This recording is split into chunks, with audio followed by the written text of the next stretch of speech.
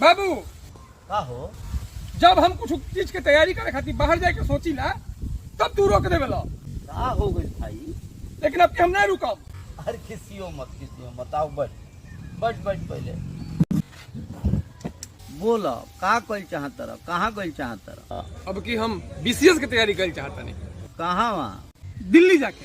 Delhi?